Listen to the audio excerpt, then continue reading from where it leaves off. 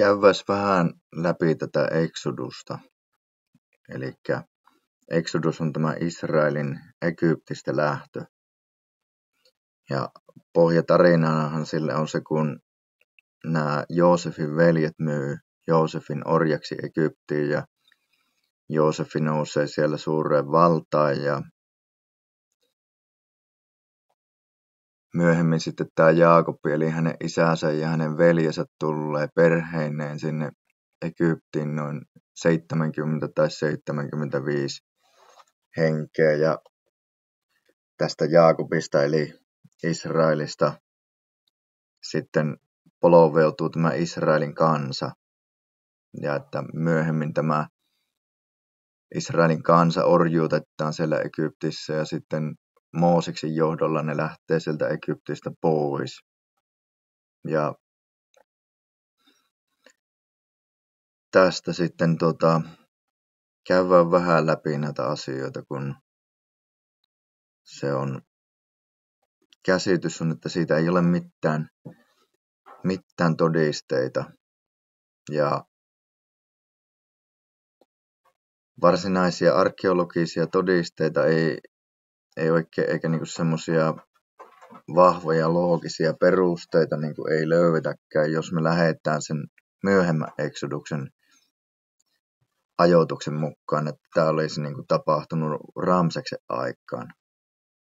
Mutta mennään sen aikaisemman mukaan. Mä näytän siitä ajoituksesta kohtan tarkemmin, mutta niin me ajatellaan, että tämä Exodus olisi tapahtunut 1446 ennen Kristusta, niin kuin Raamattu sanoi, että se olisi tapahtunut. Ja katsotaan, että onko siitä sitten näitä todisteita. Ja aloitetaan vaikkapa sitten, no käydään tuo sitten myöhemmin tuo egyptiläiset kirjoitukset, mutta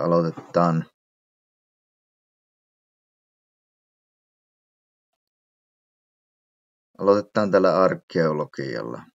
Ruvetaan käymään niin kuin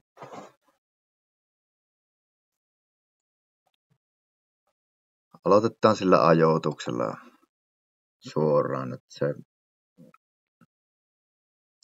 me käytetään siis tätä korkeata kronologiaa, kun on olemassa tässä niin kuin Egyptin ajoittamisessa ja näiden faaraiden ajoittamisessa nämä egyptologit, eli nämä sitä asiaa tutkivat, niin näillä on tämmöinen korkea kronologia ja matala kronologia. Ja tämä matala kronologia on se, jota valtavirta noin yleisesti käyttää. Ja me mennään tämän korkean kronologian mukaan. Ja otetaan täältä heti alkuun tämmöinen lainaus tämmöiseltä tyypiltä kuin Peter J. Huber kirjasta The Astronomical Basis of Egyptian Chronology of the Second Millennium BC. Ja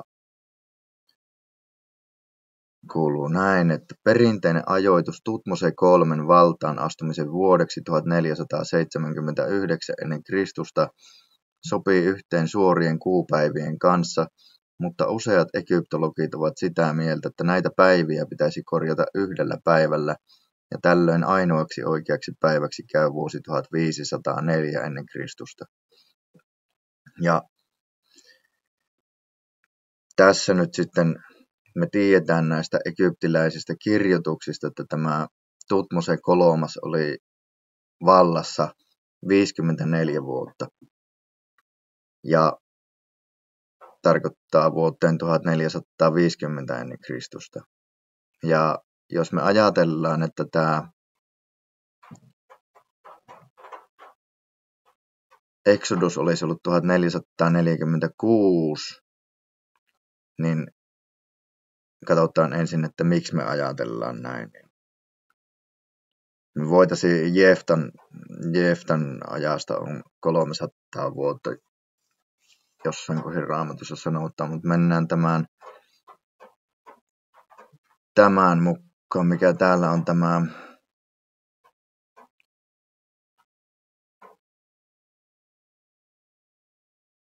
Ja mulla ei ollutkaan auki tuo kuninkaiden kirja. Niin, ensimmäinen kuninkaiden kirja, 6. luku, ensimmäinen jae. 4. hallitusvuotensa 2. kuukautena Siv-kuussa Salomo ryhtyi rakennuttamaan Herran temppeliä. Silloin oli 480. vuosi siitä, kun israelilaiset lähtivät Egyptistä. Eli Salomon 4. hallitusvuosi. Me tiedetään, että se oli vuonna 966 ennen Kristusta. Ja tämä sopii myös näihin jubileevuosiin. Nämä hommat, niihin me ei mennä. Mutta olisi niin kuin 480. vuosi. Ja jos me lasketaan sitten yhteen se 480 ja 966, koska ollaan nyt ennen Kristusta ajassa, niin me lisätään ne yhteen. Niin me päädytään tähän vuoteen 1446 ennen Kristusta, joka olisi tämän korkean kronologian mukaan sitten tämä Amenhotep II aikaan. Ja tämä siinä mielessä täsmää Raamatun kertomuksen kanssa todella merkillisen hyvin, koska täällä apostolien teoissa sanotaan näin, että kun oli kulunut 40 vuotta, hänelle ilmestyi Siinain vuoren autiomaassa enkeli palaava orjan tappurapensan liekkeissä, eli Moosekselle, kun tässä aikaisemmin oli tämä Mooses pakenee Egyptistä. Hän eli muukalaisena Midianin maassa ja siellä hänelle syntyi 2 poikaa, ja kun oli kulunut 40 vuotta, hänelle ilmestyi Siinain vuorella. Niin Mooses oli siis pakosella 40 vuotta, ja se leviää, että miksi oli täältä, kun katsotaan 2. Mooseksen kirja, 2. luku, 23, niin sanotaan, kun oli kulunut pitkä aika, Egyptin kuningas kuoli. Ja tässä niin kun nyt tullaan siihen, että jos hypätään näin, niin heti tässä seuraavaksi sitten tämä Mooses kohtaa täällä palavassa pensaassa nyt sitten Jumalan. Eli hän oli 40 vuotta pakosalla apostolien tekojen mukaan. Ja toisessa Mooseksen kirjassa sitten kerrotaan, että tämä kuoli tämä Faaraa, jota Mooses lähti karkuun, niin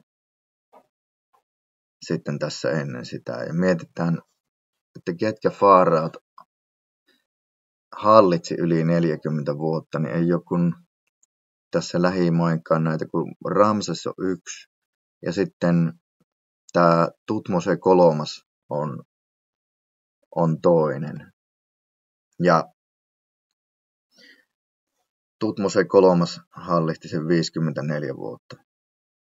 Eli tämä sopii siinä mielessä niin kuin tähän meidän ajoitukseen, että tämä poikkeuksellisen pitkä hallintokausi, yli 40 vuotta. Ja sitten jos meillä on tässä nyt tämä Tutmosen 3. poika, Amenhotep II sitten, mikä tulisi niin kuin tämän Exoduksen faaraaksi.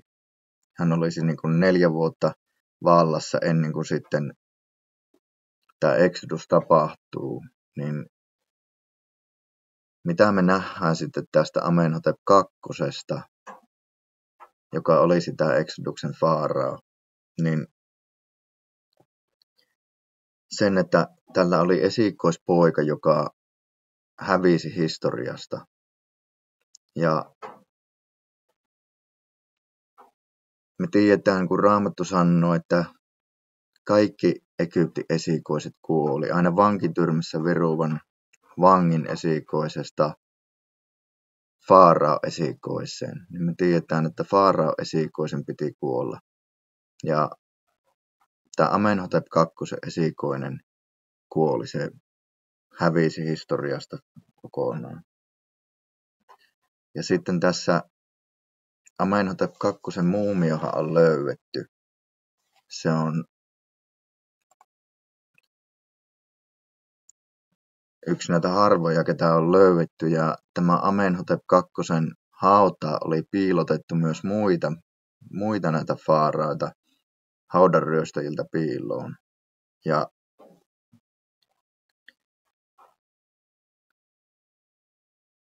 eli tässä olisi niin kuin tämä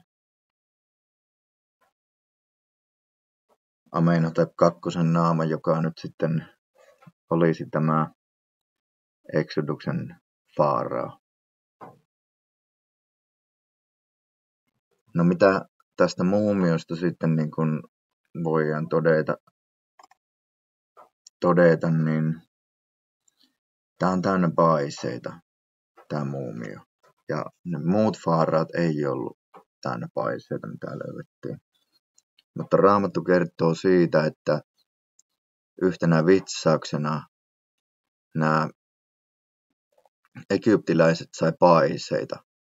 Ja myös faarao sai paiseita. Meillä on semmoinen lasten raamattukin tuolla, missä se faarao kuvataan siinä valtaistuimella. Se on täynnä paiseita ja pahalla päällä. Niin tämä muumio on täynnä paiseita. Tämä Amenhotep II muumio. Sitten mitään muuta erikoista tässä, niin on semmoinen, että tämä Amenhotep II nämä sotaretket sitten, niin täällä näkyy näitä niin kuin Amenhotep II ja Tutmosen III ja näin niin valtavia määriä niin kuin täällä niin kuin kokonaisuudessaan yli 100 000 orjaa käyneet hakemassa tuolta Galilean seudulta sotaretkellä. Niin tämä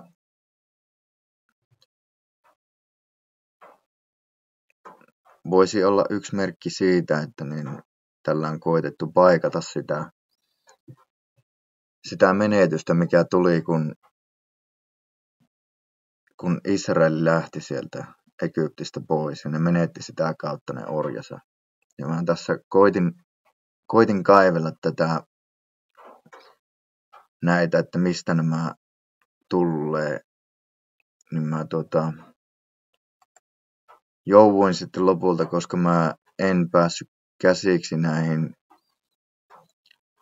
Täällä netissä on vaan hyvin pintapuolisesti nuo nähtäville ja mä en lue egyptiläistä kirjoitusta, niin mä jouduin tekoälyltä kysymään tämän asian.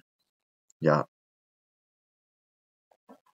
tekoäly mulle sitten vahvisti sen, että tämä on niin kuin yleisesti niin kuin tämä, mikä on täällä tämä biblearchaeology.org, niin nämä luvut, mitä ne puhuu, niin on ihan yleisesti niin kuin tutkijoiden käyttämiä lukuja, että nämä ei ole niin sanotusti hatusta vedettyjä, että nämä on niin kuin ihan legittejä juttuja, että ei ole niin kuin päästä keksittyjä lukuja.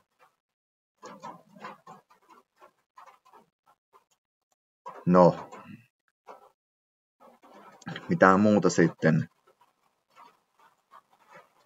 Summataan tämä nopeasti, että tämä Raamattu kertoo tuon ajankohan tästä Salomon hallituksesta taaksepäin, niin päästään sitten sinne tiettyyn aikaan. Ja jos me käytetään tätä korkeata kronologiaa, niin se osuu tarkalleen sen ajoituksen kanssa yhteen. Että siellä oli tämmöinen faara, joka hallitsi yli 40 vuotta, jota Mooses oli paossa, ja sitten vasta se kuoli, ja sitten Mooses tulee takaisin. Siellä on tämä sen poika sitten vallassa, ja tämä poika sitten menettää esikoisensa mysteerisesti, ja sen muumio on täynnä paiseita, Ja sitten se tekee tämmöisiä isoja sotaretkiä sen jälkeen, missä niin kun hamstraa isoja määriä orjia.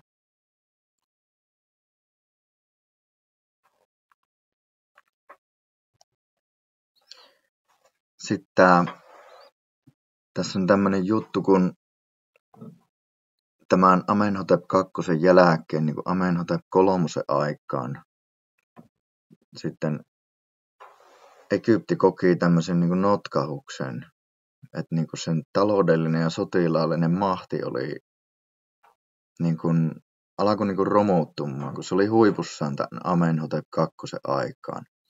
Ja jotain semmoista tapahtui, mikä niin kuin pisti sen maan vähän niin kuin polvilleen. Ja on tämmöinen kirjekokoelma kuin Amarna Letters, missä nämä on ajoitettu tänne 1300-luvun seutuun, eli vähän tämän Exoduksen jälkeen, jossa nämä kanaanilaiset kuninkaat ja hallitsijat pyytää Faaralta apua tämmöisiä habiruja, eli niin kuin rosvoja vastaan, jotka vallottaa ja ryöstää näitä kanaanilaisia kaupunkeja. Ja kaiken perusteella, mitä löydetään tai ei löydetä, niin osataan sanoa, että niin sitä apua ei ilmeisesti koskaan tullut. Ja Egypti niin kuin ei pystynyt pitämään enää otettaan sillä alueella, missä oli aikaisemmin pitänyt. Ja sitten nämä pienemmät hallitsijat ja kuninkaat, jotka oli osa myös maksanut veroja sitten, niin menetti näitä alueitaan näille habiruille. Ja monet kristityt tutkijat on ajatellut, että nämä habirut olisi näitä ainakin osittain israelilaisia, jotka Raamatun mukaan lähti vallottamaan tätä Kanaanin maata itselleen. Ja ryösti sitä totta kai siinä samalla. Niin tämmöinen tapahtui. Ja Egypti oli jostain syystä sitten tässä vaiheessa jo voimaton vastaamaan näihin asioihin. Ja nämä kanaanilaiset pienemmät kuninkaat oli sitten pulassa näitä habiruja vastaan. Ja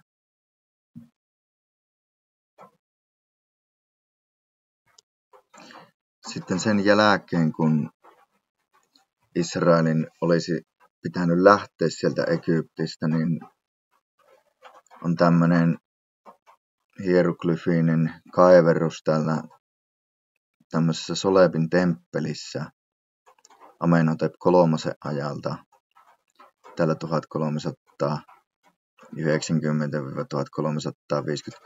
ajoitettu. Eli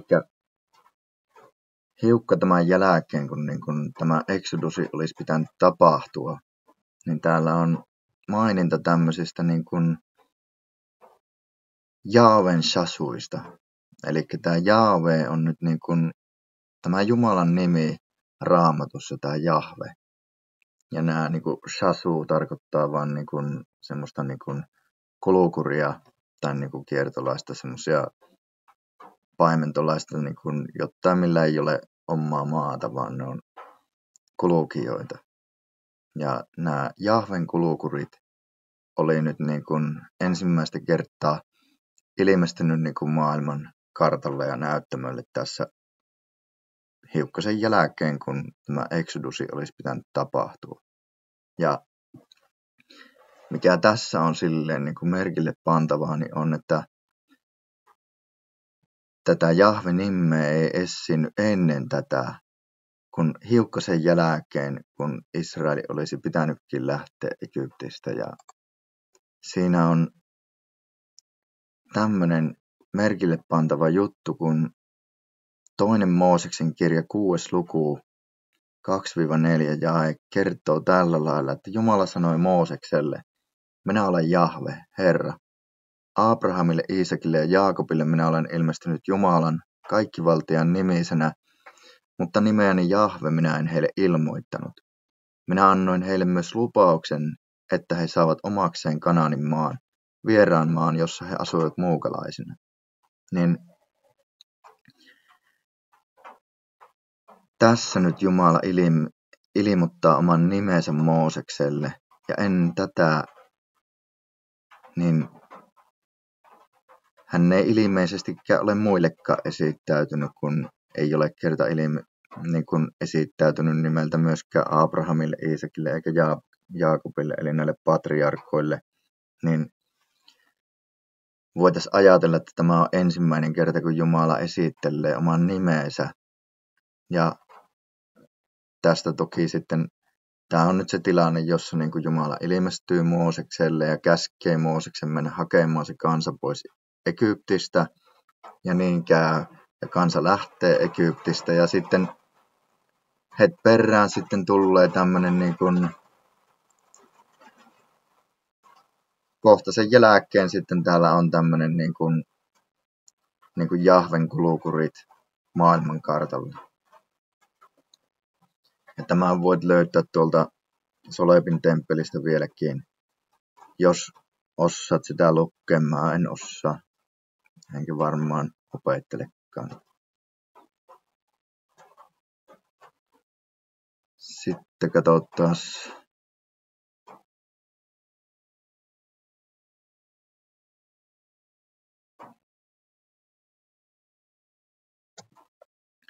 Täältä sitten, kun on tämmönen Menarteppi-niminen meren tappi, joka hallitsi 1213–1203 ennen Kristusta. Ja tämän kaiverroksen mukaan sitten täällä hän on voittanut tämmöisiä, vallotti muun muassa Askelonin, Keserin, Janoomin ja Israelin. Ja nyt sitten ensimmäistä kertaa täällä, tämä on nyt ensimmäinen maininta tämmöisestä kuin Israelin kansa. Ja niin piti ollakin, jos 200 vuotta aikaisemmin on lähdetty Egyptistä vasta pellolle, niin täällä nyt sitten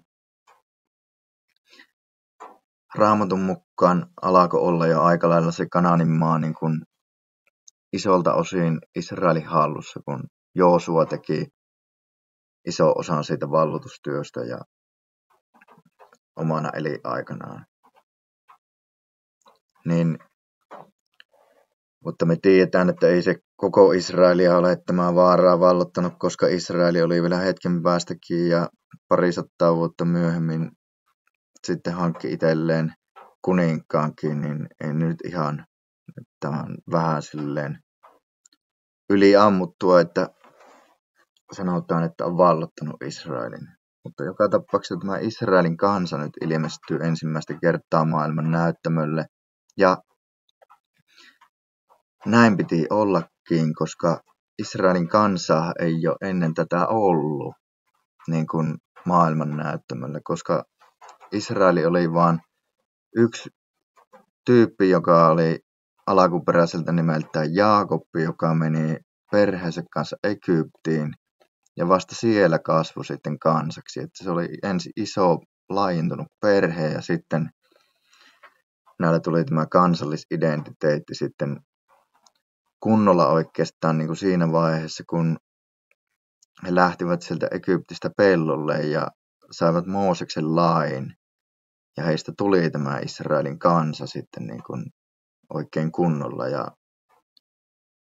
he vallottivat tältä Kanaanin maasta itselleen sitten paikan, missä asuu. Sen, minkä Jumala oli heille luvannut. Ei ihan niiden rajojen mukaan vielä, niin tuli vasta sitten Daavidin aikaan, mutta kuitenkin oli tämä Israelin kansa sitten jo olemassa ja nyt siitä on tämmöinen arkeologinen todiste oikeaan aikaan. Eli jos voitaisiin nyt sitten summata tämä, niin ajoitus täsmää niin kuin siinä, että Raamattu kertoo, kauan kun siitä Exoduksesta on, me nähdään, että siellä oli tämä Tutmose kolmas, joka hallitsi niin kauan, että se Raamatun kertomus pystyy pitämään paikkansa. Siellä oli sen poika sen jälkeen, joka niin kuin näyttää, siinä on pari todistetta siitä, että hän voisi olla tämä Exoduksen faaraa, ja sitten hänen jälkeensä Egypti vähän niin kuin romahtaa ja sitten ilmestyy tänne maailman näyttämölle niin kuin tämmöiset Jahven kulukurit ja Jahve niin kuin nimenä on sitten tässä vasta Exoduksen aikaan niin kuin ilmoitettukin niin kuin pitikin, ja sitten tämä Israelin kansa ilmestyy kanssa näyttämölle hetken perästä, niin tämä on aika kaikki niin kuin osuu silleen kohdalleen, että siellä ei ole mitään mikä niin kuin nytkähtäisi ja pitäisi niin kuin jotenkin vääntää johonkin suuntaan, vaan se kaikki soljuu kätevästi kohdalle. No se, että sitten tältä autiomaan vaellukselta ei ole mitään arkeologisia todisteita, niin se käy ihan hyvin järkeen, koska niin kuin 5. Mooseksen kirja 29 lukuun 4. jae kertoo, että niillä ei edes sandaalit kulunut. Ja Raamattu kertoo, että söi mannaa. Se manna satoo taivaasta ja sitten se hävisi. Et niin kun siitä ei niin kun, toisin sanoen siitä ei ole voinut jääkään mitään muuta kuin kakkakuoppia, kun ne kulkee sieltä erämaan halki. Jos ne ei niitä arvoesineitä ja muitaan sinne viskele sinne hiekkaan sitten niin kun, silleen niin kun meidän löydettäväksi, niin heistä ei pitäisi löytyäkään mitään, kun ne on mennyt vähän niin kuin haamut siellä erämaassa.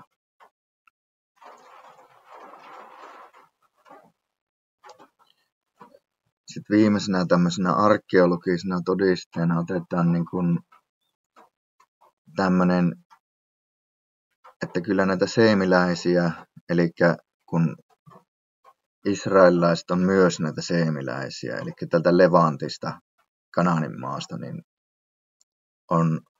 on pidetty siis orjina Egyptissä. Täällä on tämmöinen kuin Papyrus Brooklyni, niin siinä on näitä seemiläisiä nimiä niin kuin tämmöisessä orjalistassa. Ja tämä nyt ei oikeastaan muuta kuin siis todistaa vaan sen, että näitä seemiläisiä orjia on ollut Egyptissä. Että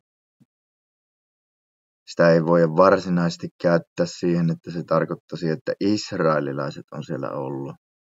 Koska niin kun, tämä on sen verran aikaisin ajoitettu, että siinä ei olisi ehtinyt välissä tapahtua tätä, mitä Raamattu sanoi, että Israelista kasvoi suuri kansa, ja sitten tämä Vaarao, joka ei tuntenut Joosefia, niin sitten orjuutti Israelin, koska tämä on ajoitettu sen verran aikaiseen tämä Papyrus Brooklyni. Sitten pitää sanoa tuosta, kun Raamattu kertoo siitä, että oli tämä Faaraa, joka ei tuntenut Joosefia ja sitten orjuutti Israelin kansan, niin yleisesti ajatellaan, että tämä johtui siitä, kun sillä joskus 1600-luvun puolivälissä nämä hyksot vallotti Egyptin. Ja 1550 mennessä niin nämä hyksot ajettiin pellolle sieltä Egyptistä. Ja tuli takaisin nämä egyptiläissukuiset hallitsijat. Ja tässä on ihan hyvin mahdollista käydä semmoinen, että tulee semmoinen Faaraa, joka ei tuntenut Joosefia. Ja siinä vaiheessa tämä niin kuin Israelin orjuuttaminen olisi noin niin kuin yleisin käsityksen mukaan tapahtunut. Ja sekin sopii tähän aikajannaan varsin hyvin. Katsotaan sitten. Siinä oli nyt tämä niin kuin arkeologinen puoli, niin kuin tästä niinku näin. Ja on siinä toki vähän tätä egyptiläistä tekstiäkin, että nämä niin kuin mainitaan nämä Jahven nomadit ja sitten tämä Israelin kansa ja näin, mutta niin kuin, ja sitten on nämä näitä seemiläisiä orjia siellä Egyptissä, mutta sitten katsotaan vielä lopuksi tämmöinen yksi egyptiläinen kirjoitus, kun tästä pitää sanoa siis sen verran, että nämä egyptiläiset ei ollut kovia kirjoittelemaan tappioistaan ja varsinkaan faaraiden tappioista, eikä ne oli vähän niin kuin tabu, kun nämä faarat oli jumalia, niin niistä ei sopinut kirjoittaa negatiivisen sävyyn ja mitään tappioita ei koskaan kirjattu. Että se, että tämmöinen asia kuin niin kuin se, että kaikki Egyptin jumalat sai niin kuin selkäänsä joltakin isommalta jumalalta ja Faarao sai selkäänsä joltain orjakansalta, niin on ihan luonnollista, että tuommoisessa niin kulttuurissa ja ympäristössä semmoisista asioista ei välttämättä hirveästi haluttaisi kirjoittaa. Mutta sitten on yksi semmoinen mahdollinen teksti on tämmöinen Ipuver Papyrus, mikä niin kuin on kirjoitettu tuossa 1250 ennen Kristusta. Toki ajatellaan, että se niin kuin, ainakin osa siitä tekstistä olisi niin kuin alun perin kirjoitettu aikaisemmin, jopa liian aikaisin niin kuin siihen, että se sopisi tähän meidän keissiimme, mutta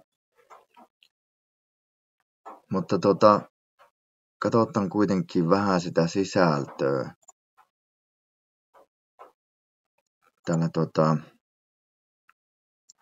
Täällä nyt jotain näitä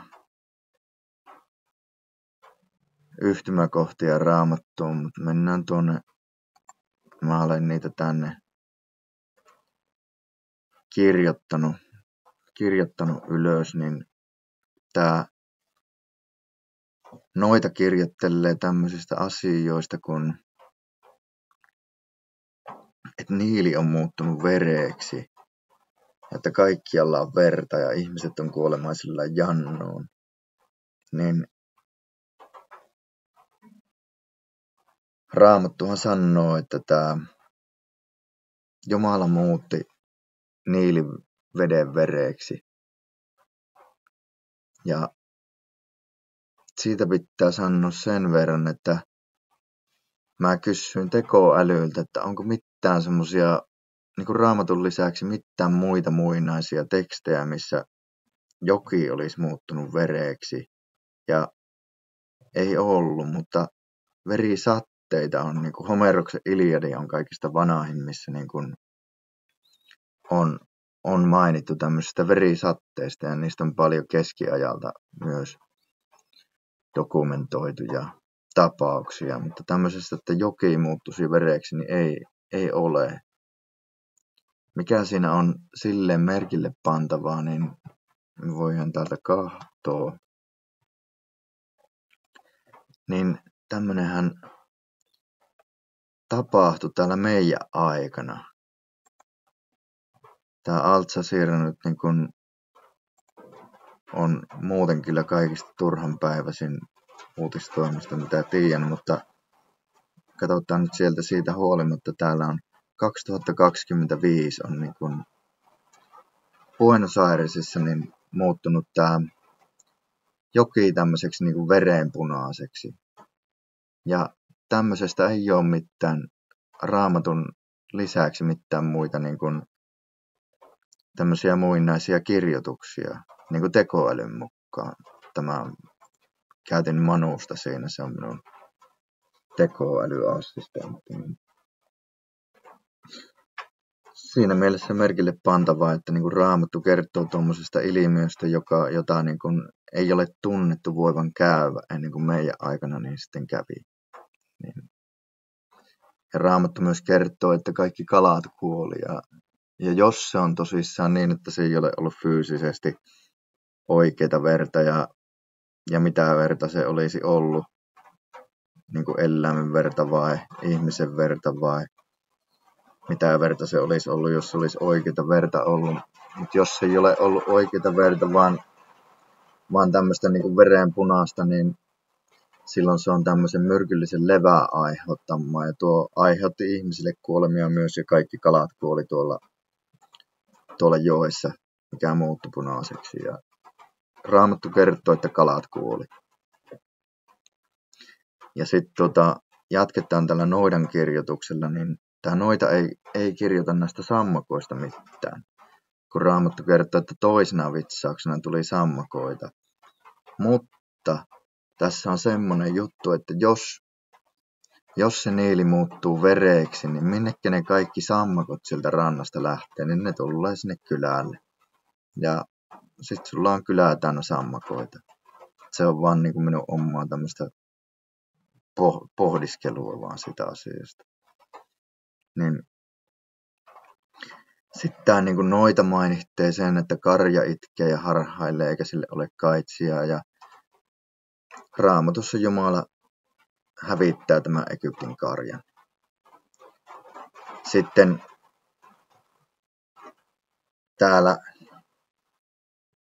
täällä ei esimerkiksi näissä rinnakkainvertailuissa ei ole niin kuin pimmeäksi muuttumista, mutta mä tekoälyltä kysyin tässä, niin